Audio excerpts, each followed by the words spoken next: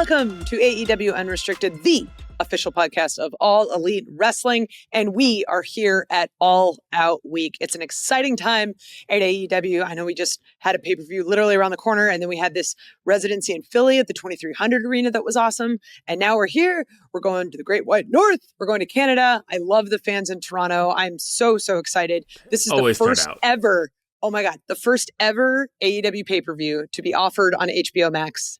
It was coming. We knew it was coming, and it's finally there. But you can also stream it on Prime Video, YouTube, and ppv.com. I've just blew through a bunch of stuff. Will, how are you doing today? I'm doing great. And no, like we can't undersell the idea of the show being available on HBO Max. And I think it's very fitting that we've got a special Collision this coming Saturday that literally is an hour beforehand. And if you're one of the HBO Max viewers who watches Collision on Max, you can just go straight into the show. It's going to be so awesome. I'm really excited about that.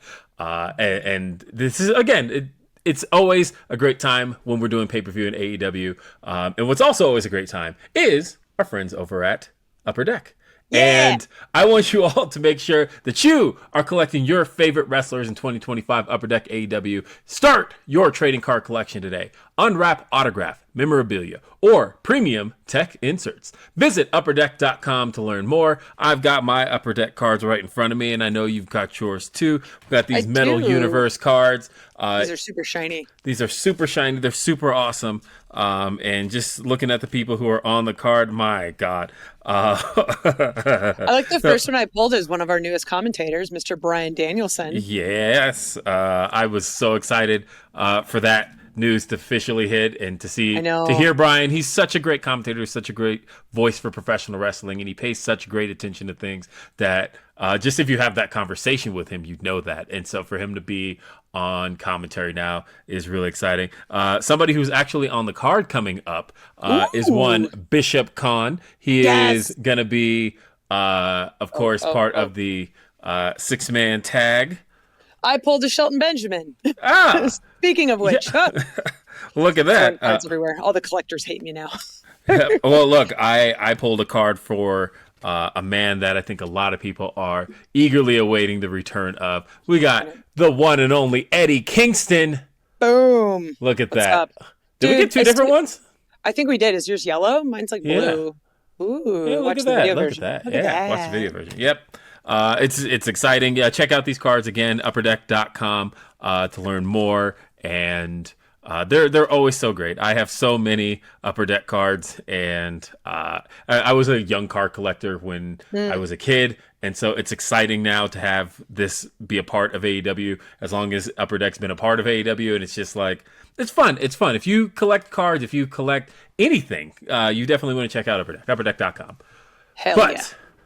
You also want to make sure that you are a part of this Saturday, September 20th, live, Scotiabank Arena, Toronto, Canada, AEW All Out. Look, All Out has always been a special show for us. You're you're already speechless and we haven't even gone through the card yet. Well, just more so, I think about All Out all the time. Like the first AEW pay-per-view I attended, I didn't get to go to the first Double or Nothing. First AEW pay-per-view I ever attended was All Out. I have a lot of great memories from All Out. Literally, I was sitting front row and watching you ref the main event that night and crown the first ever AEW World Champion. Like it was such. It's such a special pay-per-view for AEW. It's such a special place. It's such a special time. And to do this in Toronto for the first time, I can't wait. The Toronto fans always show up. Worth a reminder as well, there's an early start time for this pay-per-view. It's at 3 p.m. Eastern. 3 p.m. Eastern. If you're more of a West Coast girly like me and you want to invite your friends over for brunch, great opportunity. But I'm excited because it means we get kind of the whole day to just fill it up with wrestling. I get to go back to the hotel by 11 p.m. I'm excited. Yeah, absolutely. And don't forget, you can check the show out on HBO Max. It's available on Prime Video. It's available on YouTube. It's available on Triller. It's available on ppv.com. However you get your pay-per-views, traditional pay-per-view as well. However you get your pay-per-views, you want to make sure you are watching. And if you are in Ontario, and you want to be a part of this show, AEWTIX.com. Get your tickets now. They're very limited left. You want to make sure, very limited. Like I said, Toronto always shows out. I think about the last run of shows we did in Toronto back in, what was that, March? March. March of last year. Yeah, because I took that week off so that Brandon could take my spot and experience how loud the Toronto fans were. Like, that's how much I love Toronto. Yeah. No, I was thinking about like every run we've done in Toronto, including like before I started that first run with back in the fall of 2022. And then like it's just those fans always show out. It's such a great time. And last year was incredible. Forbidden Door in 2023 was incredible. So we have a precedent for what we do in Toronto. But looking at this card, it's going to be huge. And we're starting off with the TBS Championship. Mercedes Mone, the TBS champion, the reigning and defending TBS champion. She has been on a tear, but this time she's got to defend the title against the first ever AEW Women's World Champion, Riho. I'm very, very excited. Like, can I tell you how excited I was to see Riho backstage when we were in Philly? I just walk in and I see this adorable little girl and she's just like, hi. And she puts out her arms real big. I'm like, yeah, she's back. Riho is back. Yeah, it's really exciting. Of course, Riho out with injury last year, and we've just been waiting for the right time for her to make her return to the ring and to step up against Mercedes Mone. Now, again, we've seen Mercedes have defense after defense after defense. She has been a fighting TBS champion, and not just that, but she has been collecting these belts left and right, and it feels like it almost feels like Groundhog Day in the sense that we keep having to have this conversation about when is it going to happen? Like, is she going to tire out? And she just doesn't. And now we've got Riho, the first ever AEW Women's World Champion. And that is nothing to sneeze at, right? Like, she defeated Nyla Rose. She held that title with dignity and grace. She was, again, the first ever Women's World Champion. But it's a very different AEW than it was then. And the roster is so stacked in a way that it never has been before. And to see Riho now, who almost represents kind of a bygone era of the women's division, to come in and kind of replant her flag, there's nobody bigger to do that against than Mercedes Mone. I think my favorite part of Mercedes having as many titles as she does is the creative ways to figure out how we can show off all of those titles while not eating up too much TV time. Like, she had Emmy carrying a bunch of her belts when they had the tag match in Philly and Dynamite last week.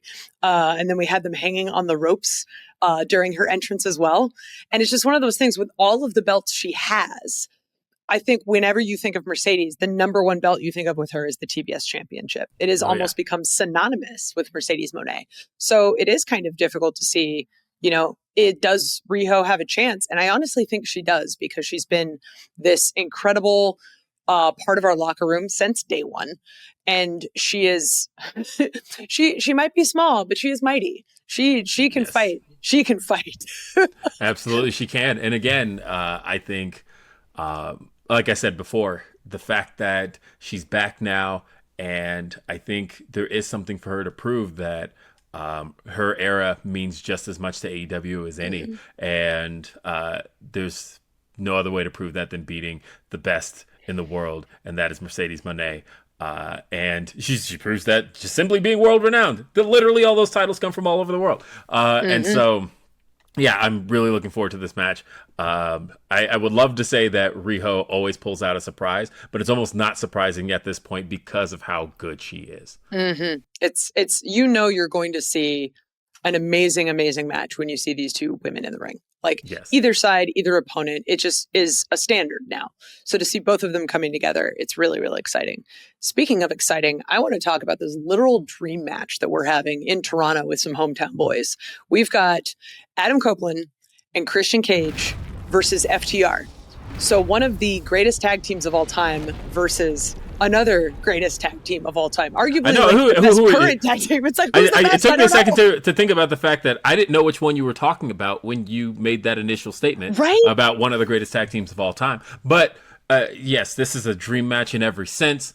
I mean, just on paper alone, seeing Adam Copeland, Christian Cage back together, is already enough. To see them back together in their hometown of Toronto. For the benefit of those with flash photography, would you even say that anymore? Because every phone has a flash and everybody's got flash photography in their pocket. But to see these two back together again has already been special. And to see it up against FTR, this is two of the all-time great tag teams from two completely different eras. This is the kind of stuff that AEW was built for. This is the kind of stuff that AEW was made for. Literally, I showed this match to a friend who has been kind of out of wrestling for a very, very long time. And just the idea of getting to see Copeland, Christian, back together in Toronto of all places, and again, just the idea of seeing them together made this person go, "Oh my god, I have to see the show." And this person happens to live in Toronto, so it was like, "You want to be at this show?" AEWTix.com. AEWTix.com. But yeah, and then the idea of them going up against FTR. This has been such a personal rivalry. And, you know, it all started really the moment the moment Adam Copeland arrived in AEW.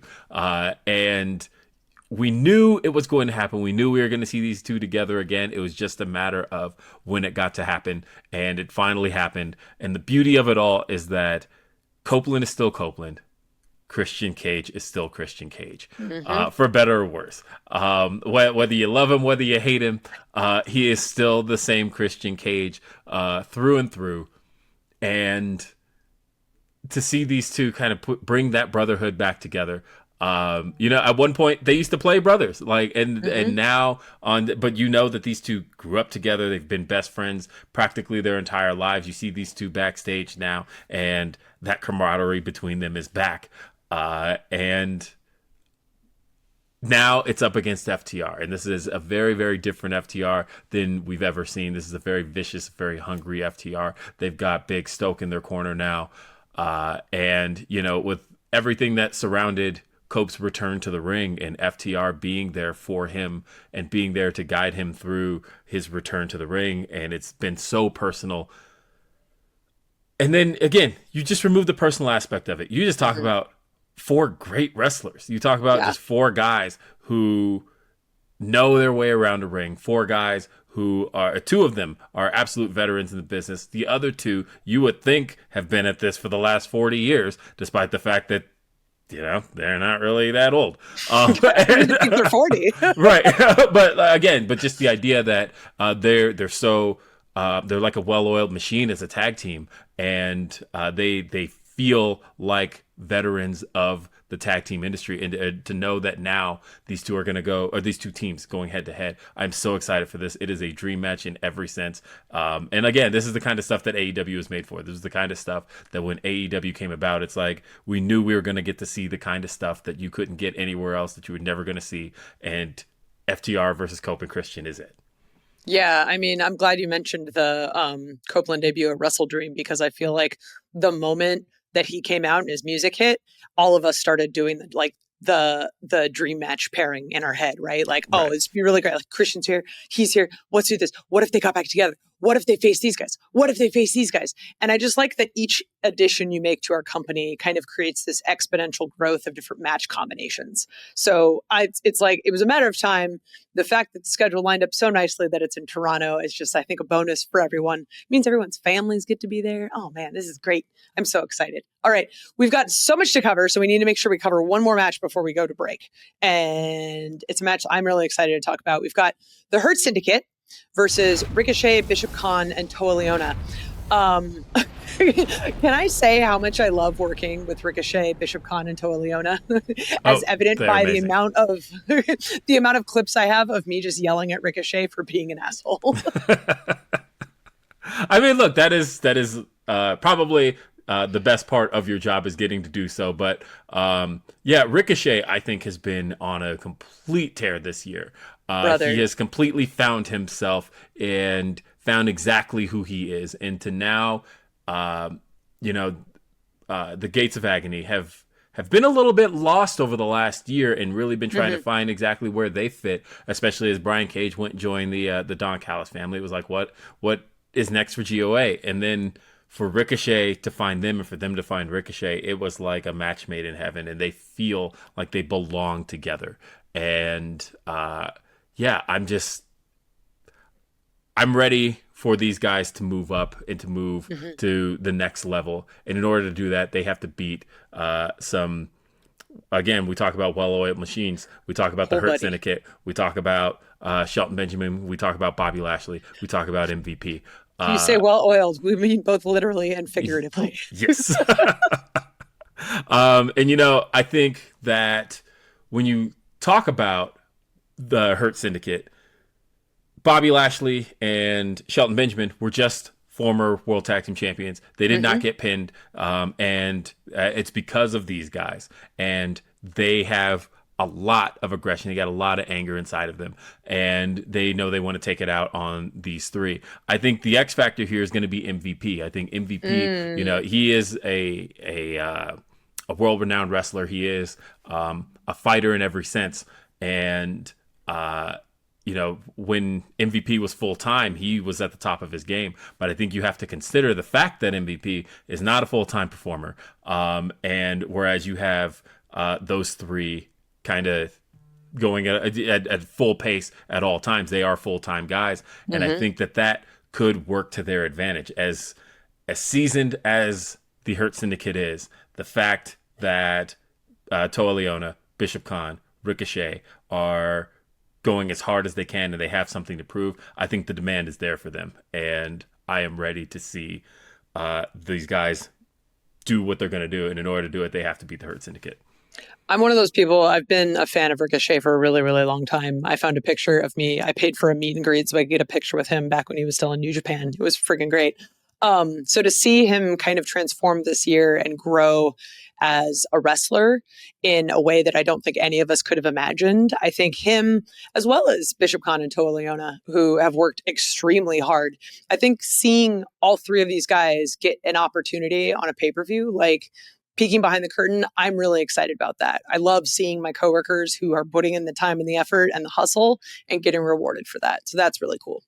And there's so much more to talk about here as we're previewing All Out.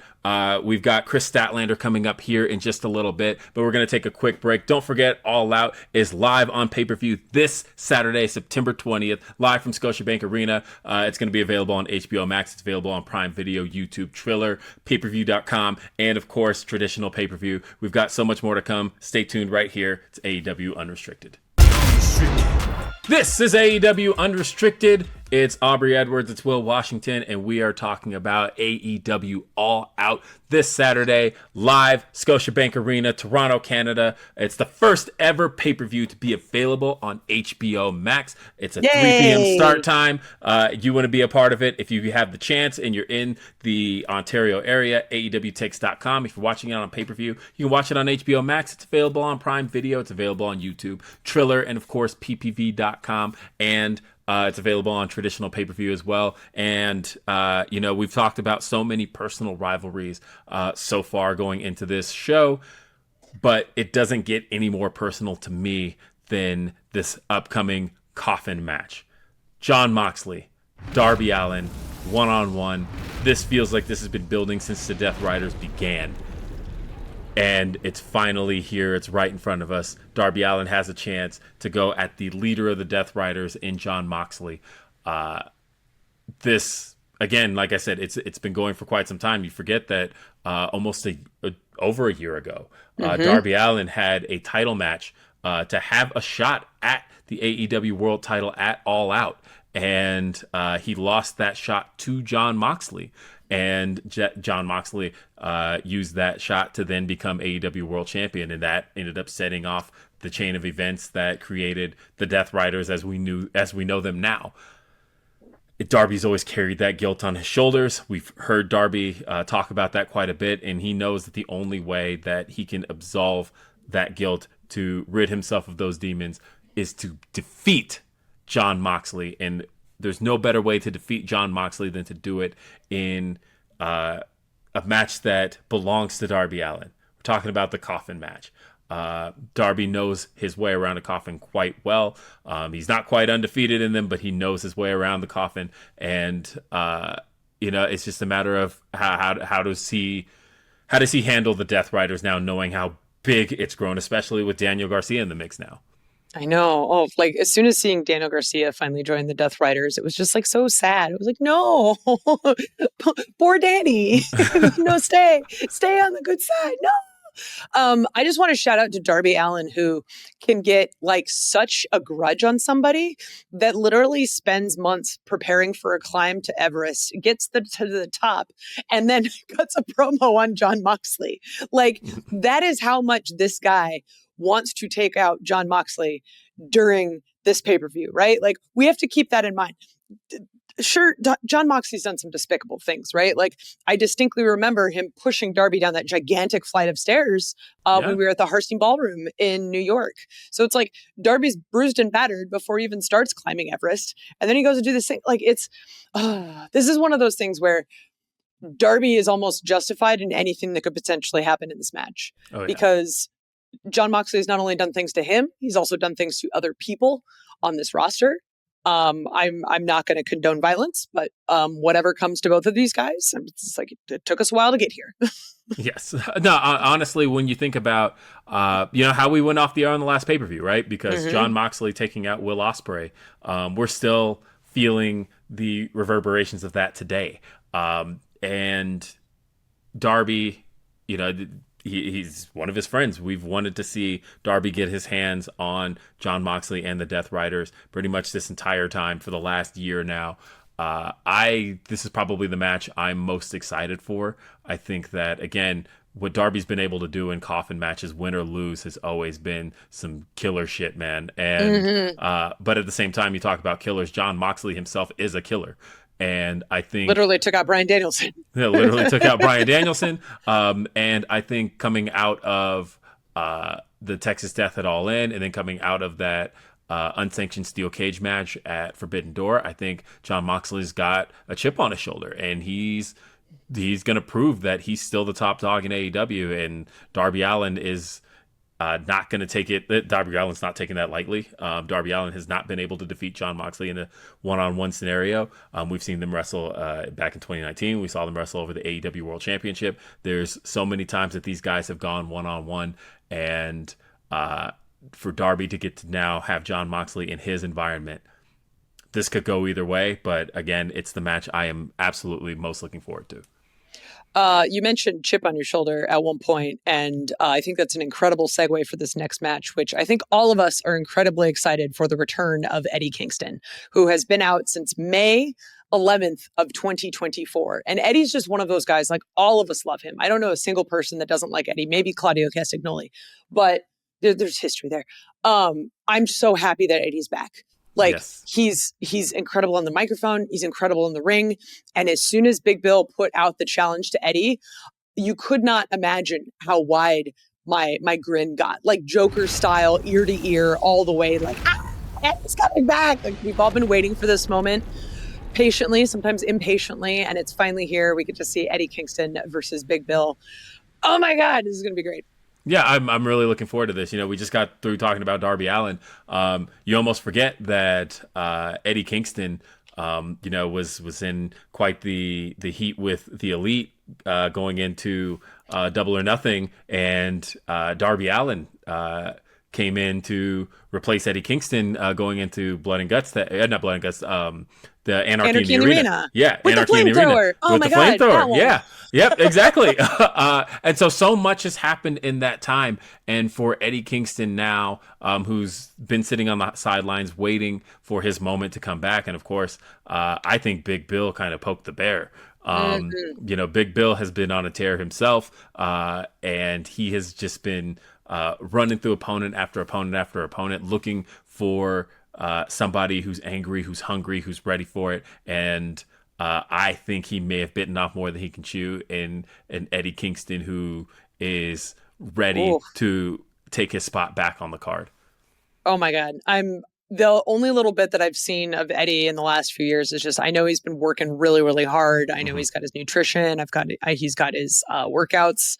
Like, he's been preparing for this, whether or not Big Bill knew it the whole time. Right. So I think we're all very, very excited, both personally and professionally, to see Eddie Kingston in the ring. I'm so excited to have Eddie back. This weekend in Toronto at AEW All Out. We are going to be in the Scotiabank Arena, AEWTIX.com.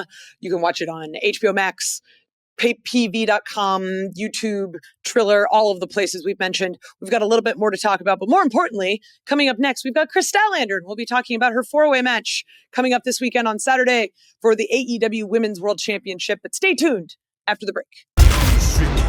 AEW Unrestricted, Will Washington, Aubrey Edwards. We are talking about All Out, which is live this Saturday, Toronto, Canada, Scotiabank Arena. AEWTix.com is the way to be a part of that show. But don't forget, it's also available on pay-per-view. It's the first pay-per-view available on HBO Max, and you want to check it out. It's also available on Prime Video, YouTube, Triller, ppv.com, traditional pay-per-view. And, you know, we've been talking about so much of this card, but we have to talk about this big match. It is a 4-way match for the AEW Women's World Championship. Toni Storm is defending the title against Tekla, Jamie Hayter, and our guest. Yay! It is the one and only Kris Statlander. Kris. Hello. Thanks for being here on Unrestricted. Yes. We were just talking about during the break, quite the stat that you are challenging for the AEW Women's World Championship, but specifically, this is your first shot at the AEW Women's World Championship since All Out 2021. Yes, that is very correct, and thank you for reminding me how long it's been. Well, more than that, no joke. I mean this with all sincerity. One of my favorite matches of all time. That match, I was in the crowd for that match, Chicago, and everybody was on their feet. I like the moment with you and Orange. It's still one of my all-time favorite moments. Yes. Him willing you back into that match. I love it so much. And just thinking about the fact that you haven't been back to the world title since that night, but you came so close that night. And it's one of those moments where it's like, it's very fitting that we're back here at All Out and you have another shot at the World Championship. Do you think about that moment and how close you came that night and how poetic it is that you're back at All Out and have another opportunity to possibly this time become the AEW Women's World Champion? I do think when it comes to me and titles and pay-per-views, I've had a lot of some of those poetic moments because I lost my title at a Full Gear in a triple threat match, and then I didn't challenge again for it until Full Gear the following year. And that was a singles match, and I failed. But then I failed the world title in a singles match, and now I'm in a multi-man match at All Out, the same pay-per-view. So maybe I'll have reverse odds this time. Ooh. Weird little things. Weird little things, but I mean, you have to kind of keep them in mind, right? And this time, like, you're working with some people that you are very, very familiar with. I know you've had a couple matches recently with Tekla, even though she's still very new to AEW. We've seen her quite frequently, a lot of these multi-person matches. Jamie Hayter, who you have experience with because you she defeated you in the women's Owen Hart tourney semifinal last April. And then Toni Storm, who, you know, is an amazing individual and has been a great steward of our division. But at the same time, you know, anytime I think of our women's roster, Kris Statlander is one of the first names that comes to my mind, because while you may not have had that championship, you are such an epitome of the hard work that we see week in and week out in the locker room. So knowing that you're facing these three really, really strong competitors in the matches, what is sort of your mindset going into it and facing all three of these ladies at the same time? Well, it's sort of a tricky thing because I do have both. I have experience against Tekla in multiple matches, but I have a size advantage over her.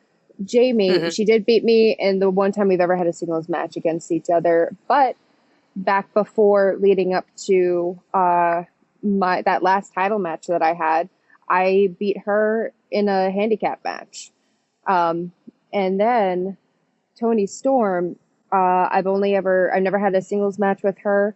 I've had a triple threat with her, the gauntlet matches, tag matches with her. But in that triple threat with her, I pinned her. I have a win over her. So I kind of see multi-man matches as tricky as they can be, as chaotic as they can be. I see them as an opportunity to like really take advantage of something that you don't necessarily see there in a standard one-on-one match. So I feel I'm excited. I love a multi-man. I love the chaosness. Mm-hmm. So I'm very much so looking forward to it. You've called this a reformation year. What's been the biggest change in your approach mentally or physically since 2024? It's not even necessarily since 2024, but since 2019, honestly. I feel like so much of my experience in AEW has been surrounding other people and not necessarily being like me watching over everybody else, but just always having people by my side no matter what. And most of 2024 and the majority of 2025 has been me just kind of trying to figure out the ropes on my own and just be my own wrestler. And I don't know where I stand with obviously most of the roster. I understand why they have their feelings that they do about me. However, sometimes I think it's good to keep people at an arm's length, especially with all these other situations going on. I think I do need this opportunity to just be on my own, and that's why I say it's a reformation year, because I don't really know where I stand with a lot of things, my views, my morals, my friendships. So I just kind of have to I have to see where wrestling brings me and not try and push it somewhere that it's not willing to go. I can see that, and kind of talking on that a little bit more, like you're going into All Out sort of more as a lone wolf than you really ever have before. And one of the things that fans have kind of noticed, and we've noticed as well, is that your friendship with Willow Nightingale this past year, like you guys were tight, sort of broke down.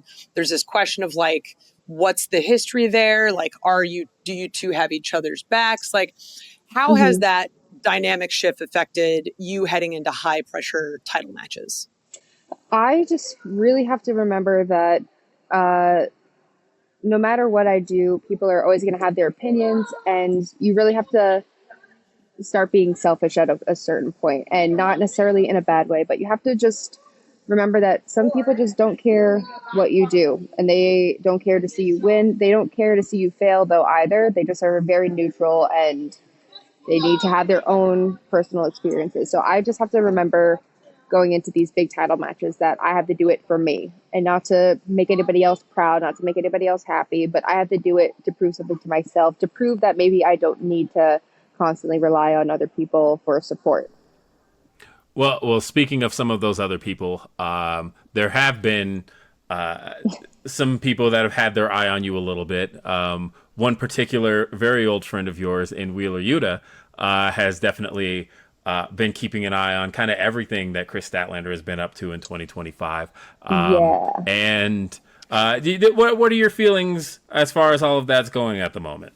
I mean, honestly, I feel like he's probably he's snuck like an air tag in my suitcase or something. He just keeps showing up uninvited. I don't know what his deal is. So it's confusing to hear advice from a familiar face. However, the characteristics behind that face that you're so familiar with are completely different. And sure, things may have worked out in a way for him, but obviously that doesn't mean things work out for me. So it's hard to trust really anyone's advice, especially when the intention behind the advice may not be the best. But I will say some of the advice coming from other people besides Yuta,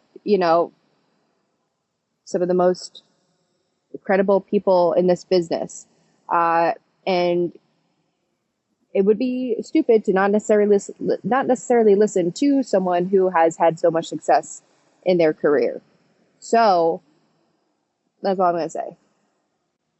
I think it's a really valid point, because like we all get into wrestling because we really love it, right? But in order to be successful in pretty much anything, you have to sort of make the decisions that are best for you.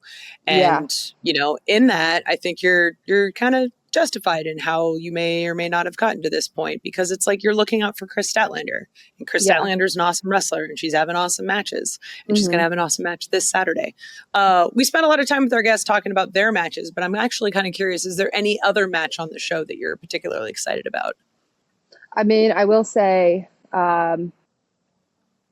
seeing Copeland and our father, Christian Cage, teaming up is such a great. Our blessed father, Christian Cage, seeing them team up is going to be really, really exciting. And it's not even just like seeing the match; it's just seeing like the emotion of how the crowd's going to feel. That's going to be one of those matches that like everyone's going to be like having some sort of moment when that match is going on, whether they want to or not. There's just going to be a vibe in the building. So I'm excited to just experience that. I love it. Kris Statlander, thank you for being here on AEW Unrestricted. It is always a pleasure to have you. And, of course, you can see Kris Statlander again in a 4-way match for the AEW Women's World Championship. She's taking on Tekla. She is taking on Jamie Hayter. And, of course, the AEW Women's World Champion, timeless Toni Storm. Again, Kris Statlander, thank you for being here. Thank you. And I can understand why everyone's upset with me, but I will say I never put a bag over anyone's head. So that's my closing statement. Let's just remember that. Fair point. Love talking to Kris Statlander. I think she's one of the people that have been on this podcast more than others. So, I mean, just as a note, like, she's dedicated. She loves this job. She's willing to do anything that's asked of her. You tell her to jump, she's already like, I'm in the air, bitch. How much higher do you need me to go? Like, I love Statlander. She's absolutely amazing. Someone else I absolutely love is Mark Briscoe, because who doesn't love Mark Briscoe? New father of his 9th child, by the way. Yes. No, are you kidding me? Like, every time I talk to Mark, it feels like he's got some news of another child coming. But because he probably does. Because he probably does. No, but honestly, I think it's really cool. But what hasn't been cool is how far everything has gone with MJF, and it's now reached this boiling point. They've been really going at it since this past summer, back in July, and with Max stealing the win in the Casino Gauntlet from Mark Briscoe, and now Mark's got a chance to choose the stipulation for their match at All Out, and he has chosen a no disqualification tables and thumbtacks match. I have a history with thumbtacks. I'm not a fan. Whoever is reffing that, I'm just going to put it out there. Like, make sure you have some sort of like salve that you can add afterwards, because like thumbtacks are itchy, man. Like, on top of them just being extremely painful when you land on them, like little and then tables as well. Like, fuck, dude. Yeah, it looks painful. I haven't had to deal with that, and I always like, every time I see a 3 count about to take place and there's thumbtacks nearby, I'm just like, you get really good at like sliding them out of the way with one arm so you can count with the other. So whoever ends up getting that match, I might have to like pull them aside, be like, hey, let me tell you about way back when. This has turned into an absolute personal rivalry between these two, and for Mark Briscoe to finally get his hands on MJF and to get to choose the stipulation in doing so, and the fact that he has chosen this stipulation. And that's not to say that Max isn't somebody who hasn't been able to figure his way out of any situation, and that's why this doesn't necessarily favor anybody, right? Because MJF is MJF for a reason, and no matter what situation you put him in, it's like 2 years ago, if you had said Iron Man match between MJF and Bryan Danielson, you're like, oh, that's a match that favors Bryan Danielson, but MJF figured his way out of it, right? That is just who MJF is, and the fact that he is now in a situation that would be extremely favorable to Mark Briscoe, you can't count MJF out in any of these types of situations. He doesn't have the Hurt Syndicate behind him anymore, and that should help Mark Briscoe in this scenario. But at the same time, again, he's MJF. There's always something up his sleeve. And I mean, that's one of those matches that can go either way. But honestly, I think there's one more match that could go either way. And that's our AEW Men's World Title, Hangman Page and Kyle Fletcher. And the reason I say that is because Kyle Fletcher has been on a tear for the number of years that he's been with AEW. Like, of all the people that have had like a glow up and also just a complete like dominance, and like, it's like, I saw a picture of Kyle Fletcher a year ago and I'm like, who the hell is that? I didn't even know, because he has literally transformed into the wrestler he is today. Like, he, not only physically, but like mentally, we've seen it in his matches. He's just crisp. He's direct. He's fierce. There's like nothing that, like, he doesn't know the definition of holding back. I don't know if he ever did, but if he did, he forgot it, because like, oh man, I'm so excited that Kyle's getting this opportunity. But at the same time, Hangman Page with the title after he won it in July at All In, like, I don't think there's ever been a more right feeling for AEW as having our main character with his championship. But brother, I am excited about this. And I think if there's anybody who could take on the Cowboy, it's actually Kyle Fletcher, our current TNT champion. I think that, you know, when I remember having a conversation 2.5 years ago with Kyle Fletcher. It was just before he signed his contract officially with AEW. And kind of knowing and talking to him about what his goals were and what he was planning to achieve here in AEW, and then watching him do it all in those 2.5 years. And, you know, whether it was winning tag team gold or joining the Don Callis family, having matches with Will Ospreay and just tearing the house down and making such a name for himself in such a short amount of time. That is what Kyle Fletcher has done. He has, as you said, he is completely transformed. This man does not look the same. He doesn't talk the same. He doesn't walk the same. He has really become something else as the TNT champion. And we're ignoring the fact that he is the TNT champion, right? He defeated Dustin Rhodes. And again, he has just been somebody who has been holding that title proudly above his head and reminding us just who he is. Now, that said, he's still a very, very young Kyle Fletcher, and I thought it was very fitting that Hangman Adam Page last week on Dynamite brought up the fact that Kyle Fletcher is where Hangman was when Hangman challenged Chris Jericho for the world title in 2019, and that Hangman, you know, he realized in that moment he thought he was ready, but he didn't quite have it all yet. And, you know, it took knocking Hangman back to really get us to learn what cowboy shit was all about and learn exactly who Hangman Adam Page is. And he has the chance to remind Kyle Fletcher of who Hangman Page is. And I think no matter what, the fans are in for a treat. This is going to be an awesome match. When you think about what Kyle Fletcher's already been able to do this year, what Hangman's been able to do this year, and now to have these two be able to go one-on-one with the AEW World Championship on the line, again, the biggest winner in this entire scenario is the fans. Oh, absolutely. And I mean, like, we say it every time. We could not be bigger broken records than when we talk about AEW pay-per-views, that each one is better than the last. That if you want to have a surefire way of spending your money and getting more value than what you paid for out of it, you watch an AEW pay-per-view, whether it is getting those tickets and seeing it live, AEWTIX.com, or if it's watching it on pay-per-view, which is now on HBO Max. Yes. Oh my God. It's on PPV.com, YouTube, Prime Video, Triller TV. There's so many places that you can watch this pay-per-view. It's going to be incredible. I'm so excited to head to Canada. I love Canada. They have all the fun snacks. They have amazing fans. They do. I actually was just recently looking at my travel history and realized just through AEW alone, I have been to Canada like 14 times. And it's kind of wild. I'm excited to get to step into Toronto again. Again, the fans bring it every single time. You fans, you beautiful Toronto, Ontario, Canada fans. I am so looking forward to hearing you guys bring that energy the moment we open the doors at Scotiabank Arena. And again, you want to check it out, AEWTix.com, and it's available for the first time ever on HBO Max. And don't forget, you can also stream it on Prime Video, YouTube, Triller, PPV.com, traditional pay-per-view. However you get your pay-per-views, make sure you do not miss AEW. And AEW All Out.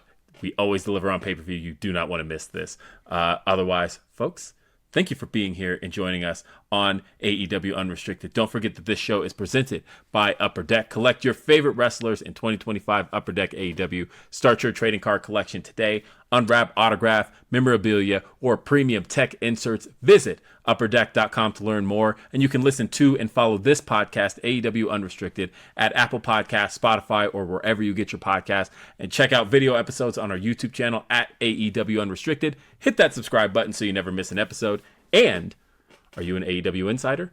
Get early access to ticket pre-sales, special merchandise offers, and more straight to your inbox. Sign up today at AEWTix.com, where you can also get tickets to this show. And don't forget that AEW Dynamite is on TBS Wednesday nights at 8 p.m. and streaming on HBO Max. And also, Collision is live every Saturday on TNT and streaming on HBO Max. And we've got a special Collision this Saturday. It comes up 1 hour, 2 p.m. Eastern, 1 hour before 3 p.m. Eastern, which is our start time for AEW All Out. And you do not want to miss that Collision. It's going to be live this Saturday on TNT and streaming on HBO Max. Also, don't forget ROH streams every Thursday on Honor Club.